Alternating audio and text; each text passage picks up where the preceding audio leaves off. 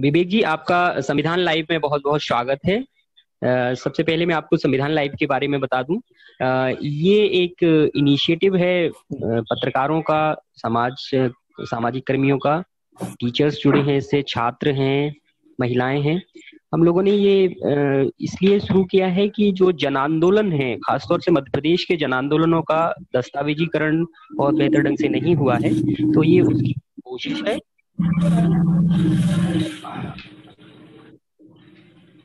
विवेक जी, आपका थोड़ी देर के लिए माइक ऑफ कर दे, म्यूट कर रहा हूं मैं। तो ये जन आंदोलनों को दस्तावेजीकरण करने की कोशिश है, और इस कोशिश में हम छात्रों, युवाओं, मजदूरों, किसानों और विस्थापितों, आदिवासियों, महिलाओं, इन सब के आंदोलनों को कवर कर रहे हैं। कोशिश ये है कि जो ग्राउंड से आवाज है, जो जमीन पर लोग काम कर रहे हैं, उनके बात को उन्हीं की जुबान में, उन्हीं की भाषा में और उन्हीं के तौर तरीकों से सामने लाया जाए और उसका दस्तावेजीकरण किया जाए। आपसे बातचीत करने का जो मुख्य मकसद है वो मध्य प्रदेश के जो पूर्वी इलाका है, दक्षिण पूर्वी इलाका खासतौर पे, उस इलाके में लगातार आदिवासियों का, विस्थापितों का और किसानों का आंदोलन सक्रिय रहा है, और ये बिल्कुल जमीनी आंदोलन रहे हैं। लेकिन मंडला हो या डिंडोरी हो, इन जैसे इलाकों की आवाजें बहुत मजबूती से केंद्र में या सत्ता के गलियारों में नहीं सुनी जाती हैं। उसकी क्या वजह हैं और अभी ग्राउंड पर किस तरह का काम चल रहा है, उस पर अपन मुख्य बातचीत केंद्रित करेंगे, और आगे का रास्ता कैसे निकलेगा, आगे क्या भविष्य की योजनाएं हैं जमीन के साथियों की। तो मैं आपसे बिल्कुल शुरुआती सवाल ये करना चाहता हूं कि अभी जिस तरह का आंदोलन और जो समस्याएं आप देख रहे हैं खासतौर से आदिवासी तबके के बीच में, वो क्या है और इन पर किस तरह से काम किया जा रहा है। काम करने लगी है, खास करके जाति को लेकर के, धर्म को लेकर के। तो उसके चलते अब आंदोलन बहुत कमजोर हो चुके हैं या बहुत ही छोटे छोटे टुकड़ों में, ग्रुपों में निकल करके आ रहे हैं। पहले, आज के 10 साल पहले जो आदिवासियों के आंदोलन थे वो काफी मुखर थे और काफी ताकतवर भी रहे हैं। उसकी वजह ये थी कि उस वक्त जाति और धर्म को लेकर के समुदाय बटा हुआ नहीं था। तो एक तो बड़ा चैलेंज आज की भी तारीख में यही है कि पहले तो ये था कि चलिए एक ओबीसी तबका भी उनके साथ में जुड़ करके पूरी लड़ाई को आगे ले जाता था, चाहे वो यादव समाज हो, चाहे इस इलाके के विश्वकर्मा हो जो लोहा और लकड़ी आधारित कारीगरी करते रहे हैं। ये तमाम प्रकार के समुदाय भी एकजुट होकर के सत्ता की जो ताकत थी और खास करके पूंजीवादी ताकतों के विरुद्ध आंदोलन को बहुत मजबूती के साथ में लड़ रही थी। लेकिन आने वाले समय में या जैसे जैसे हम आगे बढ़ते गए हैं तो हमने देखा कि राजनीति ने एक बड़ा यानी कि तोड़ो और राज करो वाली जो अंग्रेजों की पर रही है नीति, उसी पर हमारे देश के भी सत्ता दलों ने उस तरह का काम किया। मेन स्ट्रीम के राजनीतिक दलों ने अपने छोटे छोटे ग्रुप राजनीति के तौर पे उनके बीच में, समुदायों के बीच में एक्टिव कर दिया, जैसे गोंडवाना गणतंत्र पार्टी है, और गोंडवाना और गोंडों के नाम पर, खास करके आदिवासियों के नाम पर अलग अलग प्रकार के जो संगठन बनाए, उससे जन आंदोलन बहुत ही कमजोर हुए हैं। और आज भी पूरी ताकत से लड़ने के लिए सबसे बड़ा चैलेंज हमारे सामने यही है कि ये जो जाति और धर्म को लेकर के जिस तरह की वैमनस्यता बन रही है, वो यदि समाप्त नहीं होगी तो खास करके आदिवासी क्षेत्र में जो जंगल की लड़ाई है, संसाधनों की लड़ाई है, उसको लड़ पाना या उसको निकाल करके ले जाना बहुत मुश्किल काम होगा। जी,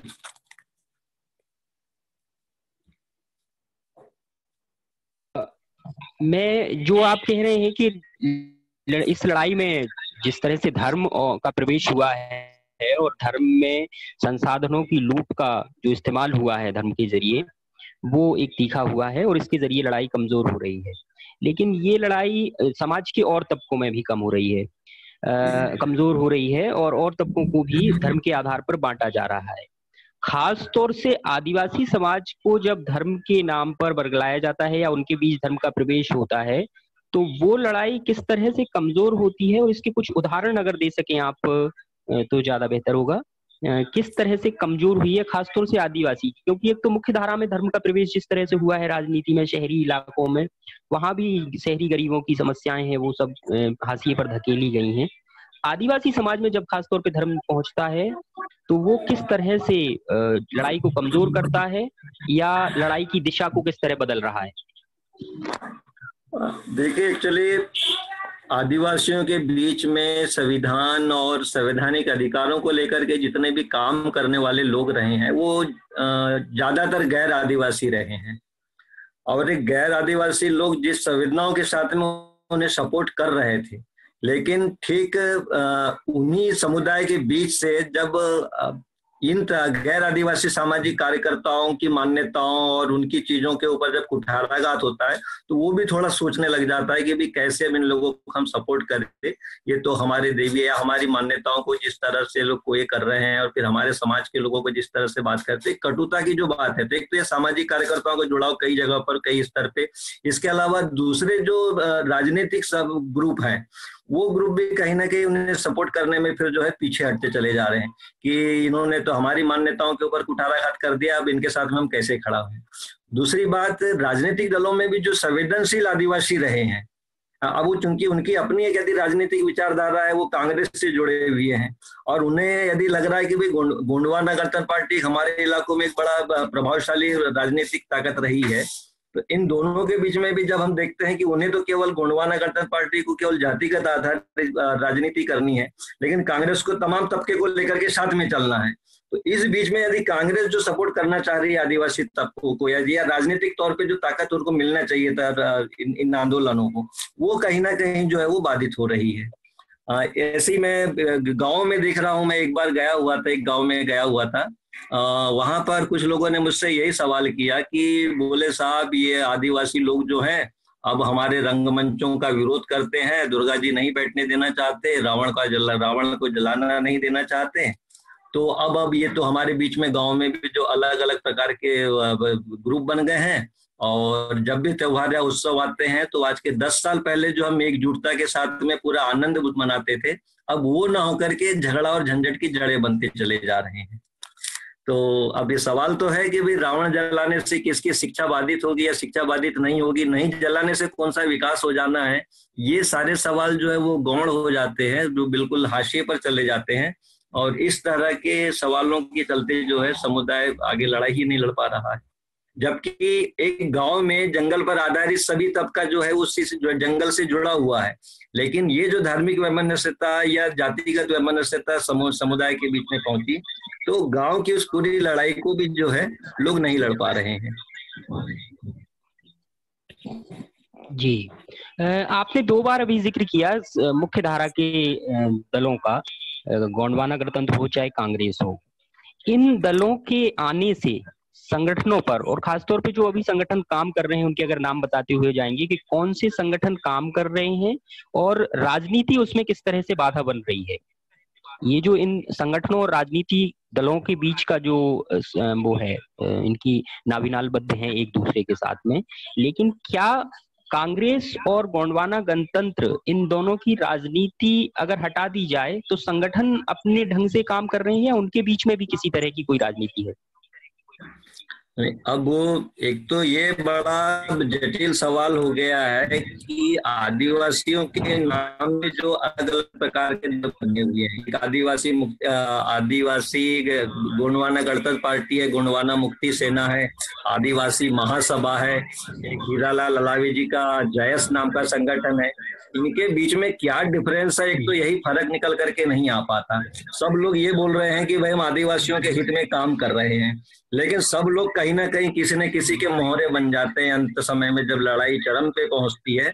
और आप देखिएगा जब गोंडवाना गणतंत्र पार्टी के 3 विधायक हुआ करते थे और वो गोंडवाना गणतंत्र पार्टी का गोंडवाना आंदोलन का एक बड़ा मतलब एक चरम था कहने का मतलब, और मुझे लग रहा था कि गोंडवाना गणतंत्र पार्टी दोनों ही मेन स्ट्रीम की राजनीतिक पार्टी के ऊपर एक बड़ा राजनीतिक प्रभाव पैदा कर सकेगी।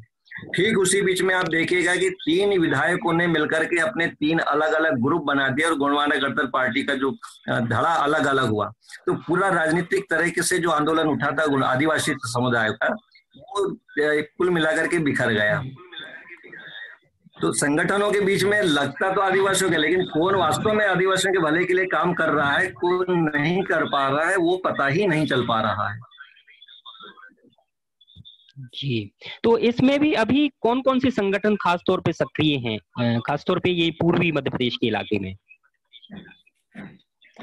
अब अभी तो कितने सारे संगठन हो चुके, गोंडवाना यूनियन करके बना हुआ है, छात्र संगठनों का, छात्रों का संगठन बना है एक, जैस भी कुछ एक्टिव है। लेकिन सबसे बड़ी बाधा यही है कि इन तमाम संगठनों के बीच में कहीं ना कहीं वो जाति और धर्म को लेकर के जो बात आ रही है, तो जो एक बड़ा समर्थन मिलना चाहिए था समुदाय का, उसको तब वो नहीं मिल पा रहा है। आदिवासी महासभा है हमारे इलाके में, मंडला डिंडोरी के क्षेत्र में, को लीड करते हैं हमारे विधायक डॉक्टर अशोक मरस्कोले। जैस को डॉक्टर हीरालाल मराव, हीरालाल जी ये कर रहे हैं, अलावा जी। एक गोंडवाना स्टूडेंट फेडरेशन करके है, यूनियन करके है, GSU, ये सब लगे तो हैं। जी, विवेक जी, आप लंबे समय से इन जन संघर्षों को, संगठनों के समन्वय में भी सक्रिय रहे हैं, मध्य प्रदेश लेवल पर भी ये होती रही है कोशिश। तो क्या इस तरह की कोई कोशिश होती है अगर इन सारे संगठनों को समन्वय करने की और एक लड़ाई करने की, उसमें किस तरह की बाधाएं हैं या उसकी कोशिशें क्या चल रही हैं? एक तो ये है कि सेल्फ ईगो कहीं ना कहीं कुछ कुछ संगठनों का बीच में आ ही जाता है कि हम बड़े या तुम बड़े वाला मामला। और दूसरा, राजनीतिक दुराग्रह जब तक के नहीं त्यागेंगे इन समूहों को, छोटे छोटे समूहों को लीड करने वाले लोग, उनका अपना यदि राजनीतिक दुराग्रह छोड़ करके काम नहीं करेंगे तो इस लड़ाई को आगे ले जाना तो बहुत मुश्किल काम होगा। इसके अलावा हमने ये भी देखा है कुछ पीछे से सपोर्ट करने वाले जो कुछ एजेंसियां होती है, फंडिंग एजेंसियां होती है, उनके अपने भी कुछ एक लिमिटेड चीजें होती है जो बाद में एक बार कभी उभार टाइप का दिखेगा और उसके बाद में फिर वो खत्म जैसा दिखेगा। तो ये सारी चीजें तो है, सबको मालूम है सामने वाले जो कारपोरेट की जो ताकतें हैं कि ये लोग कितना उभरेंगे और कितना जाकर के अपने आप ही खत्म हो जाएंगे। तो चैलेंजिंग तो है। एक तो ये कि भाई मतलब इस तरह आप से ये कह रहे हैं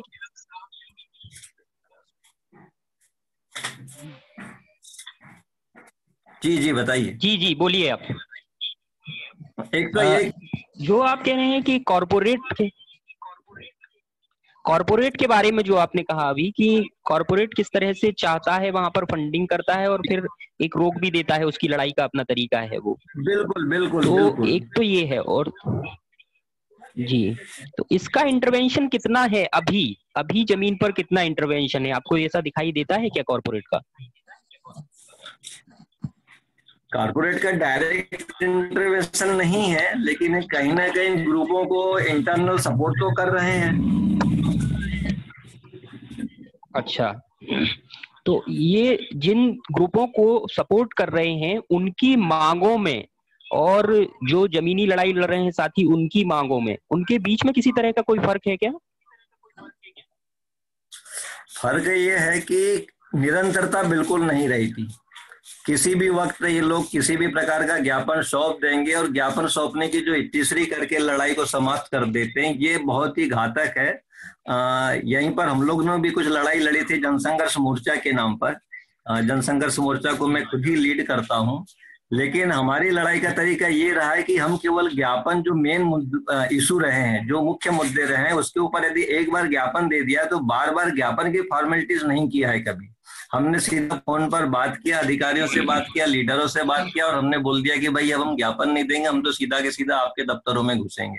वो जो एक एक ज्ञापन के बाद में जो निरंतरता बनी रहनी चाहिए, वो निरंतरता बिल्कुल नहीं रहती। वो कमिटमेंट नहीं रहता कि हमको अपने संघर्ष को अंजाम तक के पहुंचाना है। ऐसा लगता है कि ये सब जो है एक हमको थोड़ा बहुत अपनी मौजूदगी दिखानी है, कुछ हमको दिखाना है कि भाई हम ये कर रहे हैं, इस तरह की चीजें होकर के रह जा रही है वो दरअसल। अच्छा, मतलब मौजूदगी दिखाने का जो एक खेल है वो लगाया जा रहा है, जिसकी वजह से लड़ाई कमजोर हो रही है।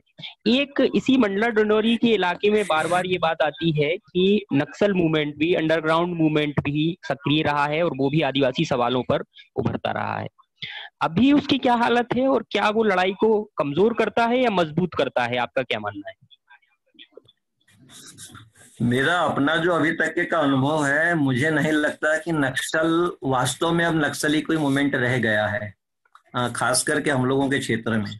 बार बार जिस तरह के नक्सलियों के नाम पे वारदातें निकल करके आ रही है, वो पुलिस और वन विभाग के द्वारा निकल करके आ रही है। और ऐसा लग रहा है कि ये तमाम जो है एक प्रायोजित कार्यक्रम टाइप का या किसी तरह का, ये बताना कि इस जंगल के इलाके में नक्सली आ गए, इसलिए हमको ज्यादा ताकत के साथ में उसका उन्मूलन करना है और स्थानीय समुदाय को दबा करके रखना है। नक्सली मूवमेंट जैसी ऐसी चीजें खास करके मंडला डिंडोरी के क्षेत्र में तो नहीं है। और वो क्योंकि स्थानीय समुदाय ने आज तक ये नहीं कहा, किसी भी गांव के आदिवासी ने या जंगल में काम करने वाले लोगों ने कभी नहीं कहा कि हम लोगों को किसी नक्सलाइट ने या किसी ने इस तरह की कोई मौजूदगी हमको देखा है। ये बार बार की बातें जो निकल करके आई है, ये केवल वन विभाग की तरफ से आई है और दूसरा पुलिस की तरफ से आई है। तो वास्तव में कोई नक्सली मूवमेंट है ऐसा तो अभी कम से कम मध्य प्रदेश में नहीं है। मतलब ये कह सकते हैं कि इसका इस्तेमाल सरकार और सरकारी तंत्र अपनी खामियों को छुपाने के लिए या अपना जोर दिखाने के लिए आदिवासियों पर कर रहा है। बिल्कुल बिल्कुल, इसके अलावा सामाजिक कार्यकर्ताओं को टारगेट करना है, क्योंकि ये एक बड़ा अड़ंगा बन जाते हैं जो वास्तव में लोगों के साथ में लड़ रहे हैं जमीन पर। तो उनको भी थोड़ा सीधा करने का रास्ता, सुधा भारद्वाज को सीधा करके रख दिया इन लोगों ने, और एक पूरा तबका को सुधा भारद्वाज से दूर करके रख दिया है केवल नक्सलियों के नाम पे। तो इस तरह की कोशिशें और भी क्षेत्रों में हो रही है। जी, तो ये सब इतने सारे एस्पेक्ट्स आपने बहुत कम समय में बताए हैं, और क्योंकि आदिवासी लड़ाई के बीच में भी सवाल हैं, फिर बाहरी दबाव भी है और प्रशासन और तंत्र का हमला है। इन सब से निकलने की निजी तौर पर आप क्या रणनीति मानते हैं कि कौन सा तरीका सही होगा, या फिर अभी जो आंदोलन चल रहे हैं उन्हीं के बीच से ही कोई रास्ता निकलेगा? इस तरह की कोई कोशिश जारी है क्या? नहीं, अब तो जिस तरह का सत्ता जिस तरह से चल रही है, संविधान को जिस तरह से दरकिनार कर दिया गया है, उस बीच में तो एक ही रास्ता दिख रहा है कि लोगों को अपने घर बार गली गांव छोड़ करके सीधा एक बड़ा जेल भरो आंदोलन जैसा जो है पूरा रोड पर आना होगा और अनिश्चित काल के लिए अपने घर और गलियों को भूलना होगा। उसके अलावा तो मुझे नहीं लगता कि सत्ता या कारपोरेट जो है वो ठीक होके रहेंगे। जी, बहुत संक्षिप्त में आपने बहुत बड़ी बात कही है। अभी फिलहाल जो किसान आंदोलन चल रहा है और वो भी सड़कों पर पहुंच चुका है, इसे आदिवासी तबके में खासतौर से जमीन पर जो साथी हैं वो किस तरह से देख रहे हैं? एक तो ये है कि वास्तव में जो आदिवासी जो गांव में काम कर रहे हैं, खास करके मेहनत का इंसान है, उन तक तो अभी पंजाब हरियाणा का आदिवासी आंदोलन पहुंच भी नहीं है कि हम लोगों को जैसे कुछ लोगों को जिम्मेदारी उठानी चाहिए जो दिल्ली में चल दिल्ली के आसपास पंजाब हरियाणा के द्वारा वो और भी जगह तक के पहुंचे और उसके समर्थन में जो है लोग निकल करके आए। अभी बहुत कम जानकारी जमीनी स्तर पे जाकर निकल करके पहुंच पाई है, क्योंकि मीडिया तो ये काम कर ही नहीं रहा है, हमारा जो मीडिया है मेन स्ट्रीम का, और अखबारों की भी अब चूंकि कोरोना के चलते जो है बहुत कम ये रह गई है, मौजूदगी रह गई है। अब तो दिल्ली में या दिल्ली के आसपास जो हो रहा है वो लोगों तक पहुंचना भी एक बड़ा चैलेंज हो गया है। छोट-मोट समर्थन जरूर मिल रहा है। विवेक भाई बहुत बहुत जी जी विवेक भाई बहुत बहुत शुक्रिया, आपने बहुत कम समय में और मुश्किलों के बावजूद, तकनीकी मुश्किलों के बावजूद आपने बातचीत की। संविधान लाइव के साथ आप लगातार बातचीत करते रहेंगे, और खासतौर पे हम चाहते हैं कि अगर क्षेत्र में कुछ भी घटना होती है या कोई कार्यक्रम होता है तो उसकी सूचना अगर पहुंचाएं तो बहुत अच्छा लगेगा। आपका बहुत बहुत शुक्रिया। आपको भी बहुत बहुत धन्यवाद।